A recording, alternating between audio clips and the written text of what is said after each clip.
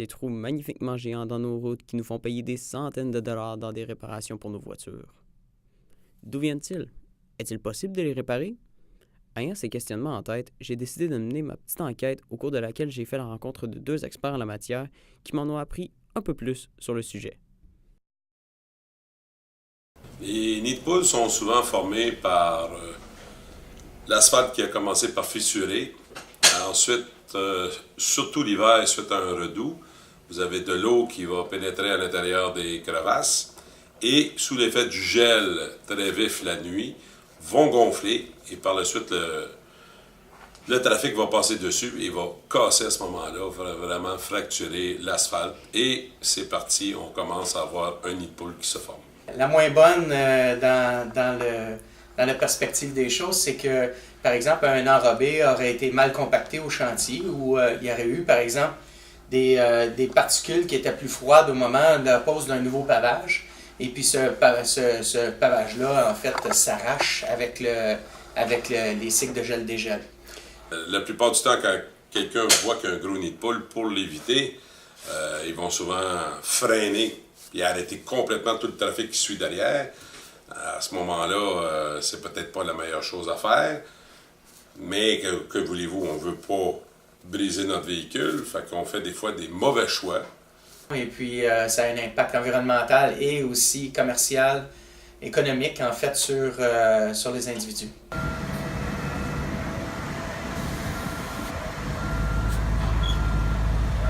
Il y a des réparations qui peuvent être majeures. On peut endommager la suspension, la carrosserie. C'est pas les voitures qui brisent le plus nos routes, c'est les camions. Les camions chargés qui, eux, sont beaucoup plus lourds. Plus il y a de la circulation lourde, sur des secteurs que la route est endommagée, plus il y a de chances d'avoir des nids de poules. Les nids de poules peuvent être réparés de différentes façons. Dans certains cas, on va les réparer temporairement, ce qui veut dire qu'on va venir remettre de l'enrobé à froid ou à chaud dans le trou en question, en le compactant partiellement et puis en souhaitant qu'il reste en place le plus longtemps possible. Normalement, le nid de poule, on doit scier le nid de poule pour faire un bon travail. Ensuite, appliquer un liant qui va venir sceller tout le pourtour. Et ensuite, installer de l'asphalte ou poser de l'asphalte en fonction de la structure de la chaussée. C'est-à-dire que s'il y avait 2 couches d'asphalte, il faut répéter le même processus pour que ça soit scellé. Dans le cas d'un nouveau pavage, en fait, on s'assure que la compacité des matériaux et l'épandage du matériel va être fait de façon homogène à une température homogène. Ce qui fait qu'aujourd'hui, on utilise par exemple des techniques comme la thermographie sur les pavages. C'est pour s'assurer que l'ensemble de la couche de pavage va avoir la même température et sera densifié de la même façon. La plupart du temps, nous, sur les grands travaux, on va planer.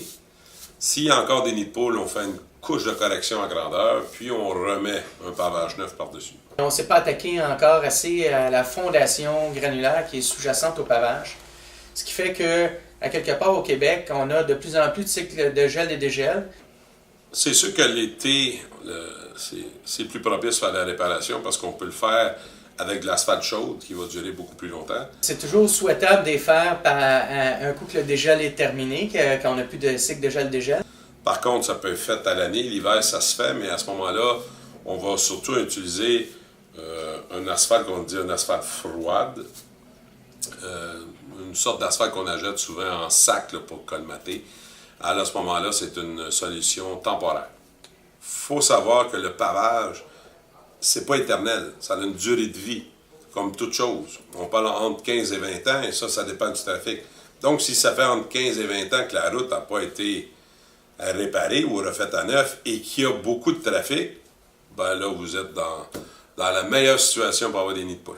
Au Québec, plusieurs pavages sont rendus très vieux. Puis, faute de manque d'argent, ben, on ne fait pas toutes les réparations appropriées. Alors, c'est pour ça qu'il se produit beaucoup de nids de poules. Surtout avec l'hiver qu'on a eu cette année, il y a eu beaucoup de gros redoux. Très, très chaud dans la journée avec de la pluie et très, très froid rendu à la nuit. C'est le pire scénario pour engendrer des nids de poules.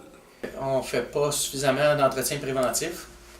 Et puis, On n'intervient pas assez rapidement sur plusieurs de nos structures de route. On travaille en travaux palliatifs plutôt que de travailler de façon à améliorer le réseau.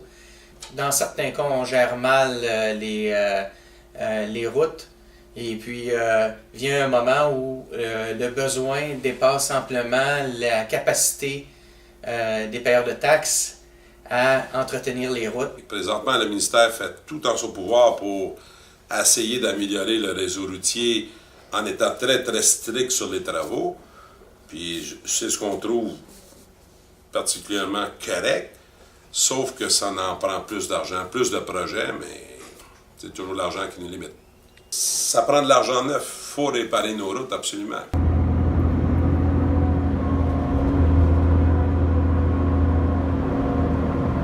En fait, il y a plus de nids de poules à Toronto qu'à Montréal. En Ontario, il y a eu une certaine période où les routes étaient plus belles qu'au Québec parce qu'ils faisaient de l'entretien préventif.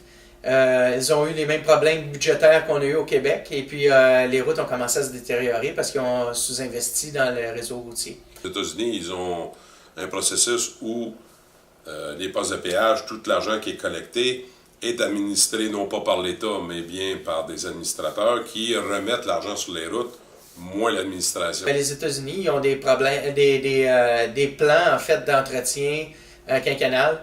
Et puis, même si la route n'est pas fissurée ou endommagée, si elle est cédulée dans le programme d'entretien pour une couche de pavage supplémentaire, ils vont aller faire la couche de pavage sur la route de manière à l'entretenir et ne pas laisser dégrader le réseau. Ce qui fait que quand le pavage n'est pas fissuré ou n'est pas hautement endommagé, l'eau s'infiltre moins bien en fait dans la fondation et les charges se répartissent mieux. Donc, on peut garder la structure de route active beaucoup plus longtemps et au niveau de sa durée de vie. Par contre, on est au Québec, on sait qu'on est un petit peu chialeux de nature. Ben à ce moment-là, on veut tout avoir, mais on n'a pas les moyens de tout avoir. Il faut faire des choix.